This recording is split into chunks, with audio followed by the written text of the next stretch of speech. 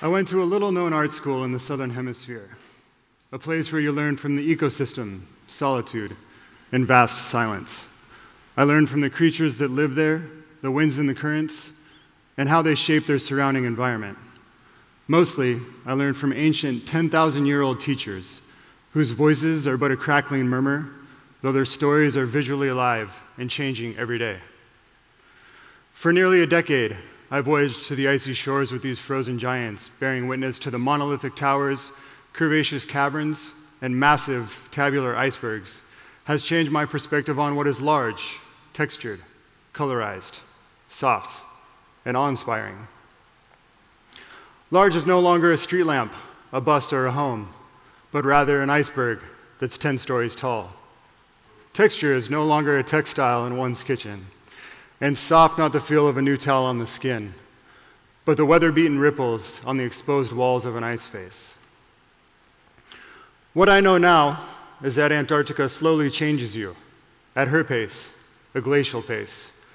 When we set sail from the southern shores of Argentina, we traded in digital stimulation for evening chats, our urban streetwear for waterproof outerwear. We traded in our cars for inflatable boats, and our communities for curious, like-minded travelers seeking new avenues of exploration, both within themselves and in their surrounding environments. I came to the ice as a bushy-bearded, Alaskan-taught backcountry kayak guide. Much to my delight, I was invited to voyage to the south to test my boatsmanship, wits, and charisma. I began to unwind from the stimulation and hustle-bustle of daily urban living. I recall the beginnings of a sea change occurring within me. A sea change is described by sailors who cross the oceans as a period when time no longer exists. When you follow the horizon during the day, the stars at night, and the ocean swells engulf your reality. Nothing else matters except the very path you're traveling. Though Antarctica is known for her wild forces, many of my memories are of awe for her kind demeanor. I vividly remember kayaking through a region known as the Arara Channel. I can still feel the frigid waters washing over my hands, keying in my awareness to the current. I hear distant rumbles of calving glaciers, training my gaze for the residual wave of a calving glacier or a closing field of sea ice. We paddled into view of a large iceberg about 3 stories tall, the size of a large home, perfectly pirouetting in its salty brine. This seemingly impossible elegance, this beauty, moved me, melting away hurt, melting away doubt. Worlds away at my first festival experience, I recall a similar wonderment growing within me. I volunteered with a crew of 15 builders to build 2 gigantic forms, pushing the means of traditional architecture. We worked around the clock for 2.5 months to build 2 gigantic forms. One was circular and inviting, with its bamboo wave walls and its sculpted clay surfaces, truly feminine in form. The other was a rigid tension-based architecture with large bamboo columns, steel cable, and rigging. It was here that I continued to hone my strengths as a leader, drawing from what I knew of carpentry and fabrication, coupling this with my experiences in the ice, and rapidly absorbing new techniques, guided by artistic vision and camaraderie. I was inspired by what we created there at Boom Festival and began to dream of what works I would bring to fruition. Fast forward to my first large-scale work of art. It started very small. It literally fit in the palm of my hands and grew to be a touring installation that would enable thousands of people to climb on these fabricated forms.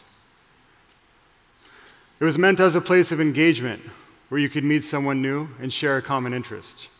From a young age, I learned of beauty and composition from my mother, as she's a florist. These structures, Lilium Gigantrum, were inspired by her gentle touch. Helianthus enorme grew from my desire to want to push my own boundaries and capacity and learn from a structure whose lines and form can teach me more about the natural world. The complex Fibonaccian geometry and the proud stature of a sunflower reminded me of what I see in myself as influenced by my carpenter father. An early piece, and one of my all-time favorites, is a life-sized humpback whale, as tribute to one of my mentors and ship captains in the ice, Captain Sazanoff, who took me closer to these oceanic beauties than I'd ever been. This piece was made in 8 days of entirely upcycled materials from start to finish. Running Tap is a compilation of materials repurposed from the Santa Barbara oil industry to speak to climate change and the diminishing ancient glacial ice. The Soul Stage is a larger collaboration built with designers and projection artists Zebler Studios, prompted by the surrounding jungle environment in which we installed in. This proscenium measures 120 feet wide by 40 feet tall. The greatest common element to the success of all of these installations is the crews that built them.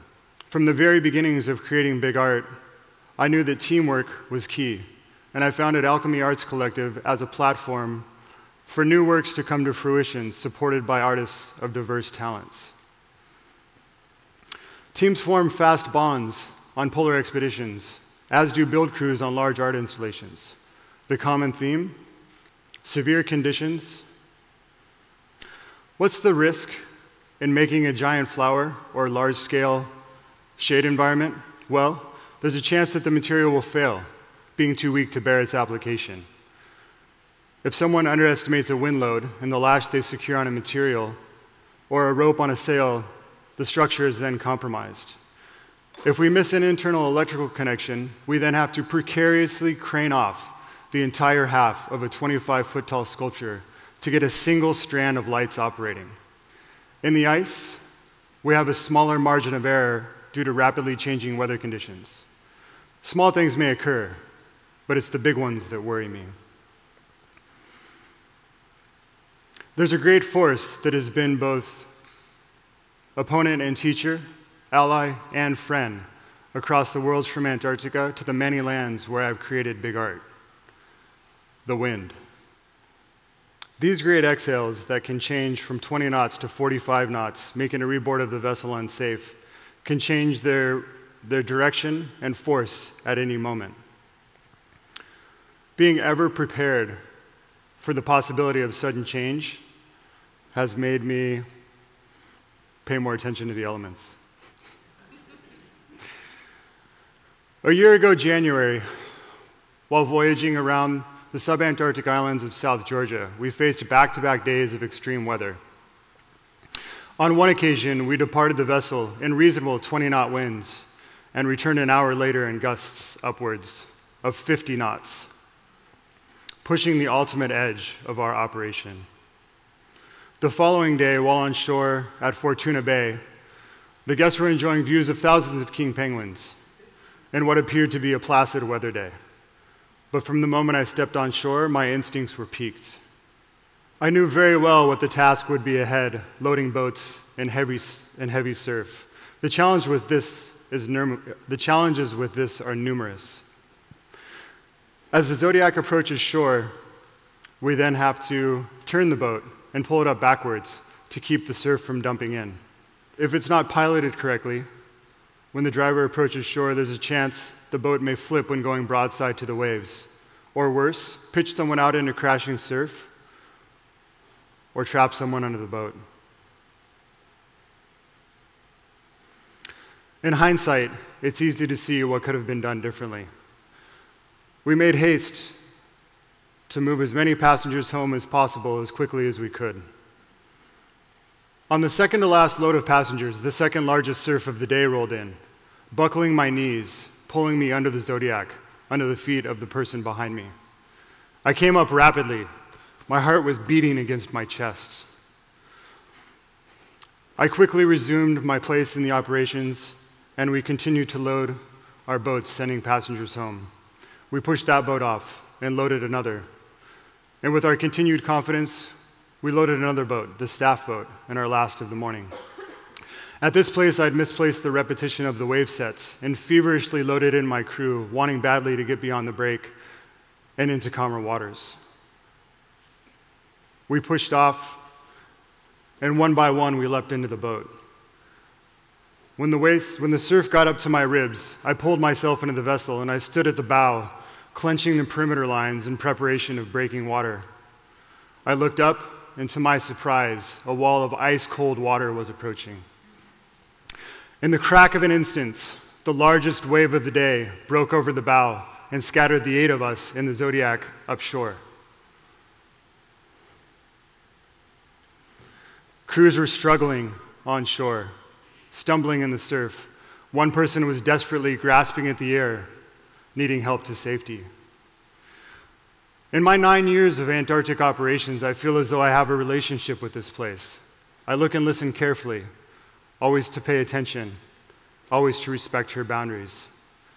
In this moment, I was reminded of the vigilant awareness the wilds require of us. We bailed out our now entirely sea-filled vessel on shore. We reset the fuel line and the tanks and prepped the outboard. My body ached as we held onto the perimeter lines of this vessel, our life raft, with all the dedication we had left against a greedy surf. I cued into the wave sets once again.